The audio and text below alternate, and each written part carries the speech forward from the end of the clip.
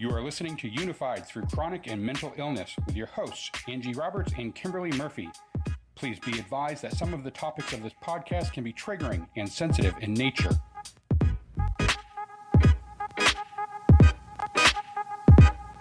I lived in a small town when my dad passed away, so I actually worked at Walmart, and I had to quit my job because so many people knew my dad, and they would just come through my line and kept talking about him and kept talking about him. And it was like, it was so hard. I couldn't do it anymore.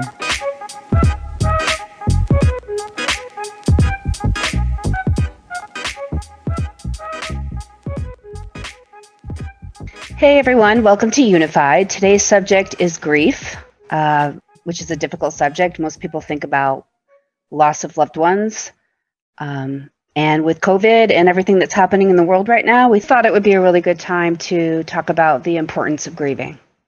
Grief is a deep sorrow often brought on by death or great loss.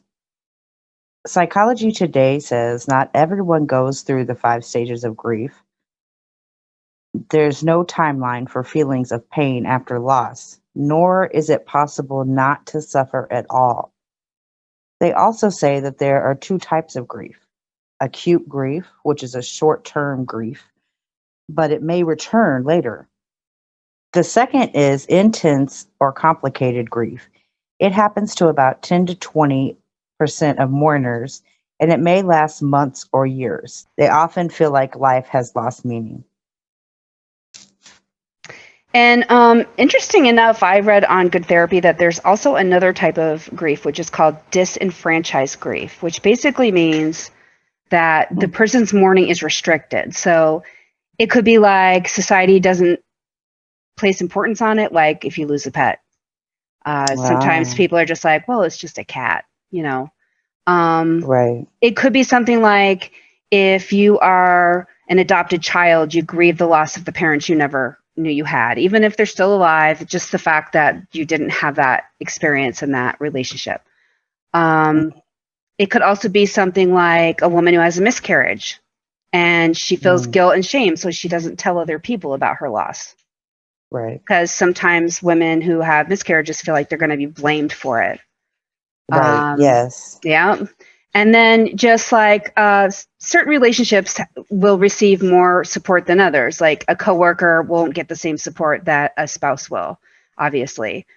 So their grief isn't really recognized. So that's just another type of grief that a lot of people don't talk about or know about. Yeah, it sounds like society. That's almost like a society thing. Absolutely. Like Yeah, what absolutely. society deems as important enough. What society deems important enough for you to grieve. Absolutely. That's exactly what it is. Yeah. It has a lot to do with our culture. So I know that there's a little bit of controversy going on around the importance of the 5 stages of grief. And, they're fluid. They're not like in any sort of strict order, but I think it's important to mention it anyways, because it is a lot of what we go through. So one of the stages of grief is denial. So somebody's really shocked. They just suffered the loss. And actually the shock protects us because it allows us to deal with the death of a person. It's kind of like when they say grief is love with no place to go. I feel like anger is also, because they have no connection to their person anymore. They're trying to figure out what to do with those feelings. So it expresses an anger. There's also bargaining. So a lot of times people are like, please God, I'll never do this again if you just let this person live. If I devote the rest of my life to helping others, please let this person live. Or the whole what if I had done this? What if I had done that? If only I had changed something different.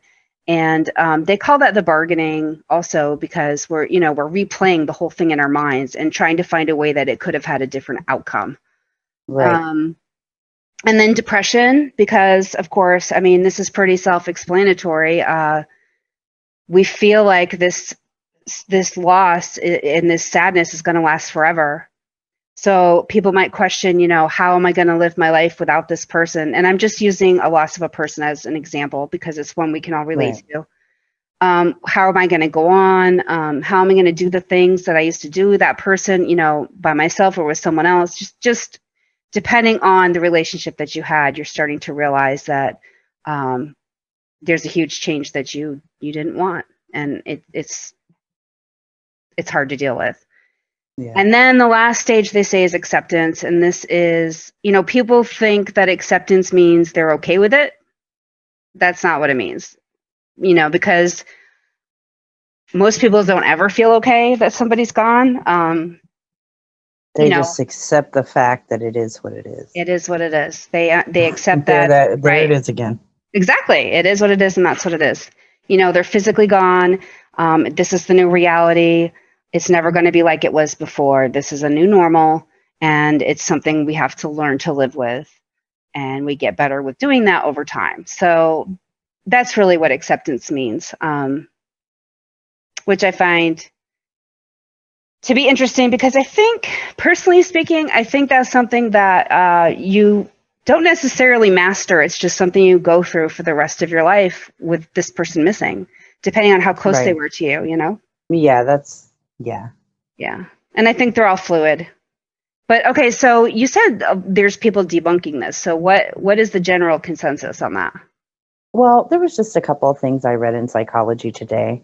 One thing was the lady that wrote about the 5 stages was not talking about grief. They was actually talking about a person going through a terminal illness. However, right. However, they say that, this can also be apply to a lot of other things in our lives. It's funny that you say that. Grief being one of them.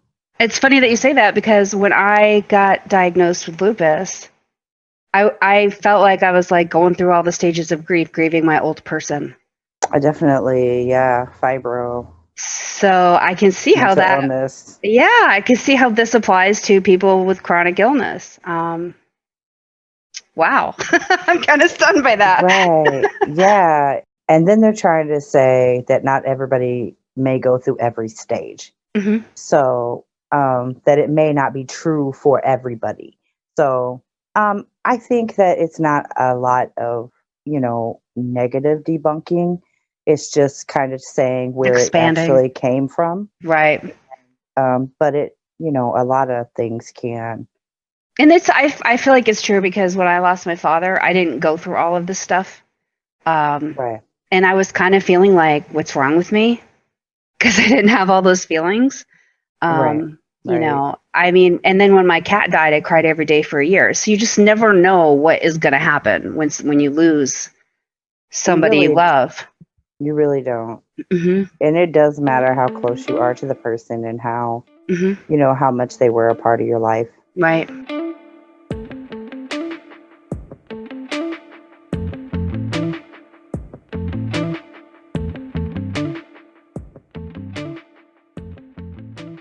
The 5 stages, definitely, I was grieving my old self and the old life that I couldn't have anymore. And then once I accepted my new life and having to depend on somebody to help me so much, I started to have this fear that I was going to lose that person. Oh, wow. So I was like, what if I lose this person that I depend on? What if I lose a caregiver? What if I lose somebody who isn't just a part of my life, but helps me absolutely live my life? And that's a scary thing, that you start to realize, oh my goodness, there are people out there who are losing these people that they depend on so deeply. Right. And that's unique to our situation, having chronic illness and mental illness. I think a lot of us can relate to that on some level, the fear of losing that person or having lost somebody. I think it puts that grief on a whole nother level. Right. Yeah, I agree with that. I know I felt that way when I lost my best friend, that I just lost my super person, my bestest friend in the whole world, the person that knew everything about me. We were friends for 20 plus years. She was most people already know if you've listened, but if not, she was a victim of domestic violence. And so it was a very sudden thing. I was very much in shock when I got the call, and I don't know how long I was in shock. I'm still, let's see, that was, oh my gosh, I don't even want to guess. I can't remember if it was 2 or 3 years ago, but it seems like yesterday. That's probably why I Yeah, can't that's really not remember. really long when you compare It's 20 not years. right. Yeah. And I still go through the the stages of grief. I went through all of those. Like, and I still go through the what ifs and the, you know, why, and just certain times, like I haven't got to the total acceptance yet. That I feel, I feel like that I have gotten to total acceptance with my dad and my mom because they've been gone a whole lot longer. Like, I accept the fact that they're gone. I think you still always kind of grieve, and kind at times, maybe certain times of the year or something like that, that Yeah, you I'll be like, you look at all know these things my father would have loved to have seen, or like with the grandchildren, especially my kids. Uh, right. so I can relate to that. So yeah, it feels like a deep sadness, or but you know it's usually not as bad as when it's fresh, of Yeah, I think course. it stays with you though. I mean, Oh, it definitely stays with mhm. you forever. So yeah, in my situation when my father passed away, I didn't have all of those feelings of the stages of grief that we just talked about, and that was confusing to me. That was really confusing to me because people tell you how you're supposed to deal with something, and when you don't have that reaction or you don't go through it in the way that you think you're supposed to, it can make you feel like something is wrong with you, or um, you know, it can make you feel really bad. So now you're feeling bad because you lost somebody, and you're also feeling bad because you're not honoring them in the way that you think you should. Right, but there's no one way to grieve. So Exactly. Exactly. sometimes people don't grieve over some people as hard as they grieve over others. So And I just want to say to people, if you're not crying every day, or if you're not, you're not this or that, and that's basically like what a lot of people feel like, if they're not crying all the time or something, you're not doing a disservice to your loved one, and you're not dishonoring them. You're mourning them in your own way, and that's okay. and it's okay to laugh. Yep, People think absolutely. it's not okay to laugh when they're supposed to be mourning Well, yeah, I and mean, sad, hmm but our loved ones would want us to laugh. exactly. So you have So to remember them fondly. we have Elizabeth back here with us on Unified today. Um, her aunt passed away about 3 months ago of COVID, and her daddy passed away about 2 weeks ago. How are you really feeling right now, Elizabeth? It feels like my heart's been ripped out of my chest, and that somebody's actually stomping on it. And I just, it's been a really rough few months for me with my aunt passing away, and then now my dad losing a parent. That's something that's never happened to me before, and it's been a really rough experience for me. Yeah, it is a whole new world when you lose a parent. It's just, um, I think that's it's something really all three hard. of us have in common. We've all lost a parent. Right. Yeah. Were you close to Uh, your father, Beth? Yes. Yeah. So when you found out that your dad was in the hospital with COVID, were you able to talk to him or see him before he passed away? He was actually in a nursing home. He had been in a nursing home for a couple years, and he actually got the COVID from his roommate, and um, Oh, wow. that's um, horrible. he only had it for a couple weeks, and I just it's been very devastating to me to lose my father. I know that a lot of the nursing homes like had all these restrictions where people couldn't visit. In the nursing home that your dad was it the same there? I actually got to see him just before Thanksgiving. Hmm. I was allowed a visit with him, but it was no contact. We had to be 6 feet apart. I got to visually see my father, That's nice, at least. Right. and Do that, yeah. I didn't realize that would be the last time that I got to see my father alive. Hmm. But I did have contact with him on the phone a lot. That's nice. I'm glad you at least had that, you know. Yeah, I can imagine that hearing that your father had COVID was like a shock to you, and then to, for him not to have it so long. Did it feel like it was all just happening all at once, Beth? Yes. Yeah. How did you handle that? Like, what was going through your mind? It hit me like a freight train, honestly, because it was like, oh, here we go again. Right, because you had just gone through that with your aunt, so I'm so sorry. That is a lot for one person. I'm curious though. I know that like a lot of people don't know how to handle death at all. It's a very uncomfortable subject. So, and then like when somebody wants to support another person who's lost somebody, they don't always know what to say.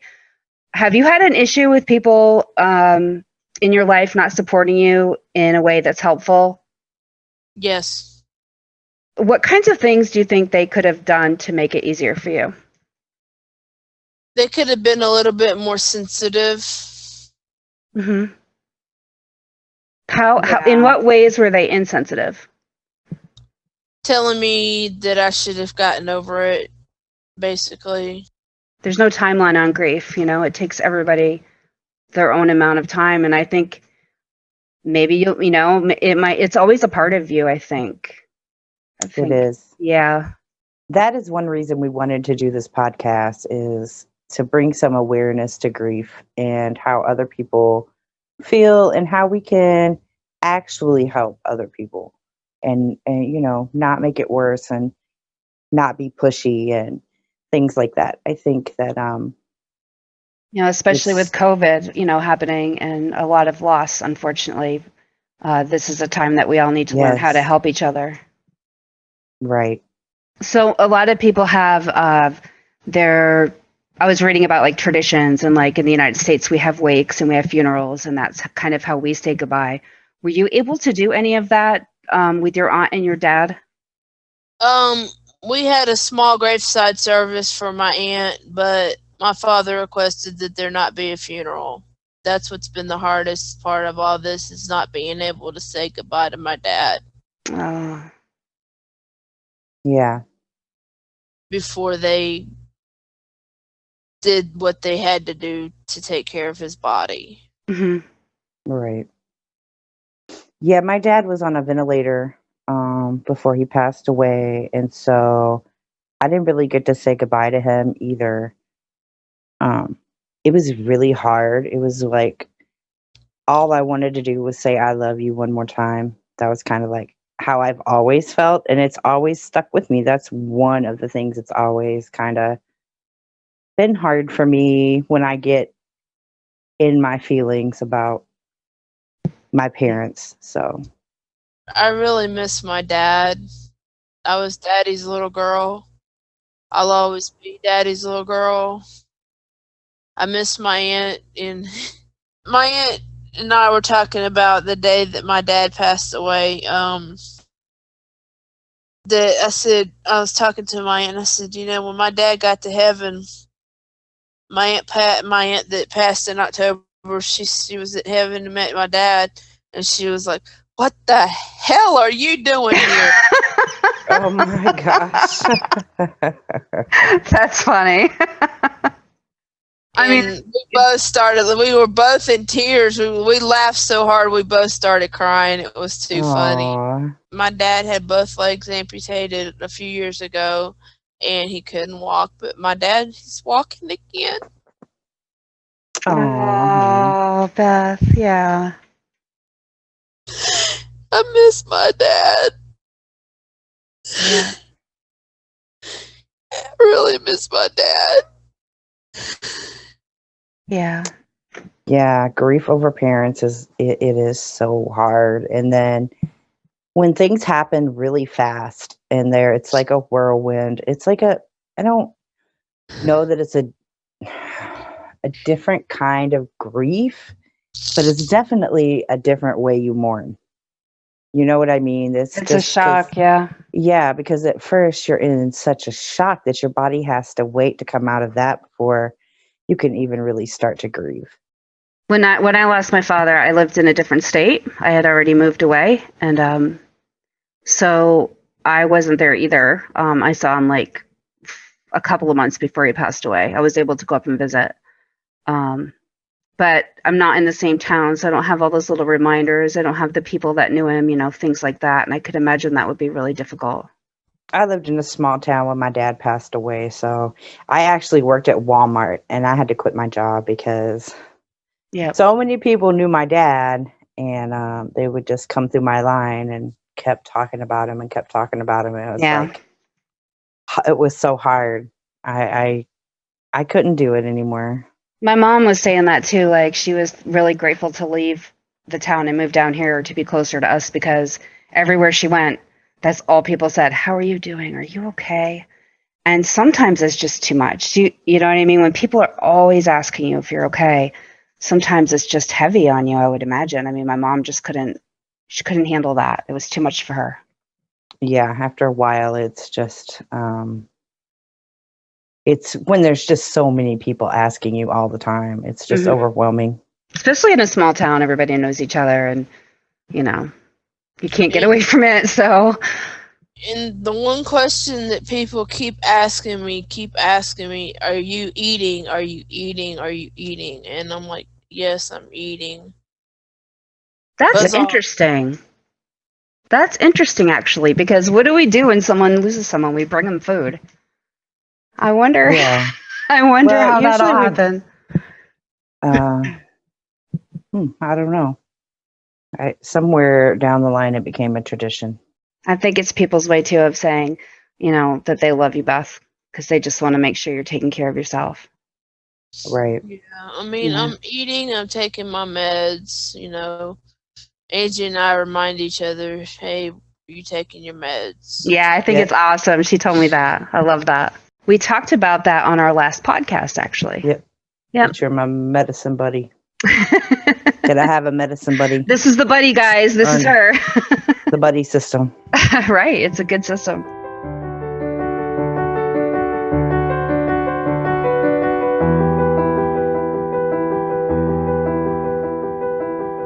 I was reading on WebMD about grieving and the physical and mental effects on a person. Grief can increase blood clots, which I thought was interesting. Yeah. And it also can increase your blood pressure, which I think that makes sense because with stress, your blood pressure can be increased. Mentally, it can cause memory loss and confusion, brain fog, you being overwhelmed with sadness and anger. And it also, all of that may lead to anxiety. JohnsHopkins.com says grief can be so intense that it can weaken the heart so rapidly it causes broken heart syndrome. So broken heart syndrome is like an amazing phenomenon to me, because I'm sure a lot of people have heard this story. It was pretty huge at the time. There was this couple in Georgia who passed away just 12 hours apart from one another. So the man, who was 94 years old, he died at 2:20 a.m. in the morning, and his wife passed away at 2:20 p.m. the same afternoon. So that's insane. It is, right? Like, that's a huge, like, whoa, that's mind blowing. But they say that she died of broken heart syndrome. So having been married for 71 years, they said it was too hard for her. Yeah. So.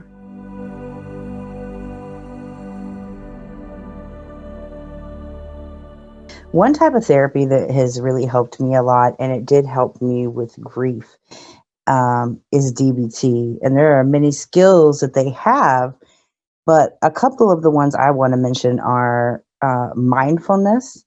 And mindfulness is staying in the moment, the here and now. It's to decrease suffering and increase happiness. Would meditation kind of serve as a mindfulness? Yes. Okay. It would definitely sure. So it's definitely something they talk about under mindfulness. Okay, great. Increasing control over your mind, which meditation helps with that also, and experiencing reality as it is. Like I say, it is what it is, and that's where I get that from. And Is I the wanted to say mindfulness. too, is prayer also considered a type of mindfulness?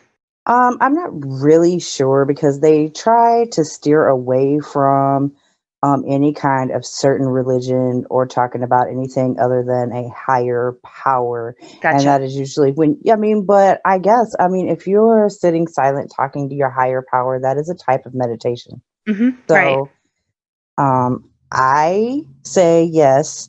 I don't know what Dr. Linehan would say. Dr. And Linehan created DBT, so I'm okay. not sure what she would say. Okay, But cool. I agree with you. I think it is too. So I right. was just curious. Okay. Another one of their skills is emotion regulation. This is a really good one.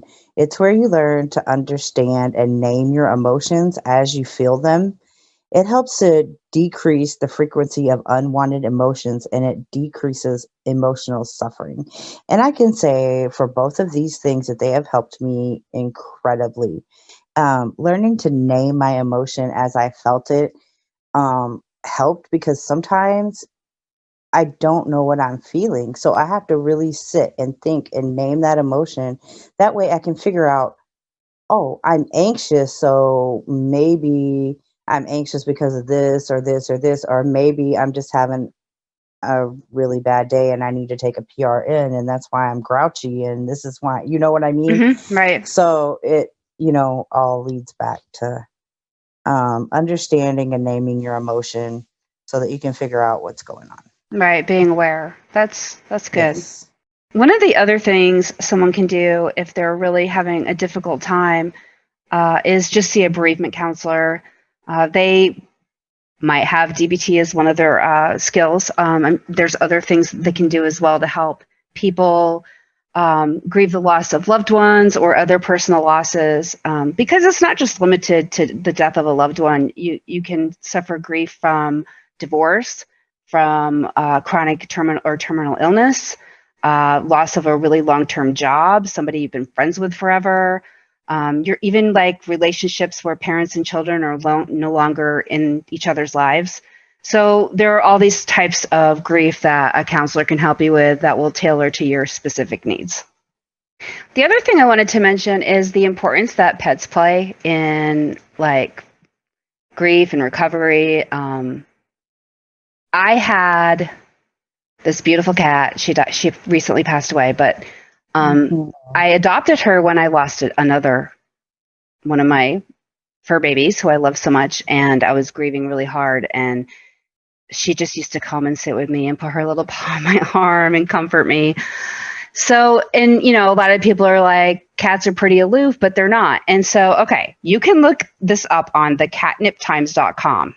This is about cats, but dogs are very similar, they're saying. So, just hanging around with your pets and spending time with them will increase your oxytocin, your dopamine, your serotonin, and your endorphins, all the feel goods, Right. which will help us when we're going through grief. And they have a spiritual connection with us. They say that cats are very adaptive and they're tuned into you, so they can tell that you're grieving. They will go at your pace.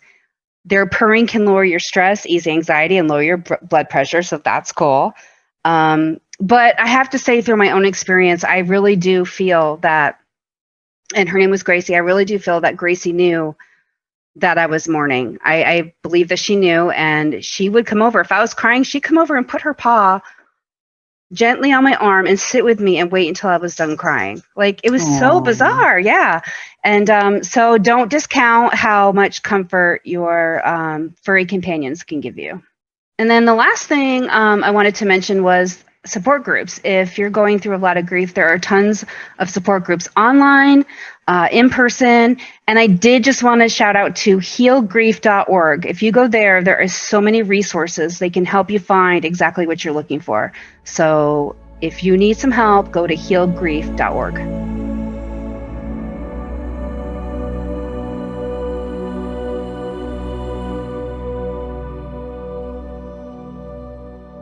Grief is experienced in many ways. If you want to support someone grieving, experts say, let the person lead. Let them lead what you talk about. If they want to talk about the person, let them talk about the person. If they want to talk about the day, let them talk about the day. Hmm. If they don't really want to talk about anything and they just want you to sit there with them, just, sit there with them. Right. And they may want a distraction. So, They yeah. may want a distraction. So, yeah, let them lead you. Okay. Second of all, resist judging. You don't know what the person is going through that has lost the pet or had the miscarriage Hmm. or any of Coworker. those. Yeah. Yeah, coworker dies or they've lost their job or any of that stuff. So offer practical help. Do you need me to bring you dinner tonight? Do you need to go anywhere? Do you need to go shopping? Do you need me to go shopping for you? Anything like that. Hmm. Acknowledge the loss and their feelings. So acknowledging that I know that you're so, your feelings are valid. People need to let People people need to be know valid. validated. Yes. Yes. I And think that's what that's one it's of the saying. most important ones, really, I think. Right. And one of the last things is very important too, and is to know it's unhealthy to push someone towards closure. Do Hmm. not do that. Yeah. People grieve in their own process. They actually say if you don't grieve effectively, then it causes you issues later on. Hmm. So you need to be able to grieve. People don't know how you're feeling. Don't let other people tell you how you feel, okay? And don't let other people tell you that it's, not okay to grieve or to stop grieving. Which actually brings me to some of the things that people say that are like the worst things to say to somebody when they're grieving. And this is on grief. You guys can read about this on grief.com, but I thought some of them were really interesting and stuff that people tend to say a lot, which is unfortunate. And I'm only going to read a couple of them, and then we will put these up on facebook.com. And you can, like I said, you can look at it on grief.com also. But things like, she lived a long life. So many people die Mm, when they're young. Like mm, that's like that's better, He's in a better place now. A lot of people say that. I've actually said that too, which I feel bad about yeah, now. Um, there's a reason for everything. yeah, I don't Hmm. like that one. She's such a good person. God wanted her.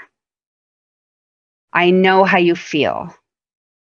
That's a really good one too, because do you really like put yourself in that situation? Have you been in that exact situation? If you haven't, then you Right. don't know. And even then, everyone experiences things differently. So you can say, I can Yeah, imagine how you feel. I've said that too. Like, I know how you feel, but I never say I know exactly how you feel. But Right. I try to say I know how you feel because, and Hmm. when I don't know. Yeah. Maybe I Yeah. should not say that, I guess. I think we've all done some of these. Bad So energy. I've done it. I've done it too. Um, it was her time to go. You can still have another child. Things like that. Mm, They're very insensitive. that one is extremely insensitive to me. Yeah, I had a miscarriage when I was younger, I'm sorry. and I will never forget somebody said to me, "It's for the best." Mm-mm-mm. And I'm not going to say who it was, but it was because I was young and it was very hurtful. So Yeah, I these are bet. I not mean, things it's a that, human life. exactly. So it made me feel like that the life of the baby was not even validated, much less my feelings. So we need to be Right. careful how we talk to people, and you can support people by just being there and listening. That's really the best thing You you can really do. can. And offer help, Just like you said, offer help. be Um, compassionate. Just be compassionate and give these people grace to, go through what they're um, going through. yeah, Yeah. and try to understand sometimes if they may be a little angry or upset or having a bad day, or try not to take it personally. It's not you. It's the grief. It's the process. So, Angie, what is the mantra for this week? Grief never ends, but it changes. It's a passage, not a place to stay. Grief is not a sign of weakness nor a lack of faith. It is the price of love. That's actually beautiful. I think it's beautiful too. Hmm. It really is the price of love. It is. If we didn't love, I mean, people want to avoid grief, but then you would have to avoid loving. And we're here to love, I believe. Well, yeah, I believe that too. It's one of the best things in life. We'll just leave it at that. And on that thought, we love all of you who are listening, and we're stronger together, and we'll see you next time. See you guys next time. Mask up. Peace out. Unified Through Chronic and Mental Illness can be found at anchor.fm/unified. There you can find all social media links as well as other ways to listen.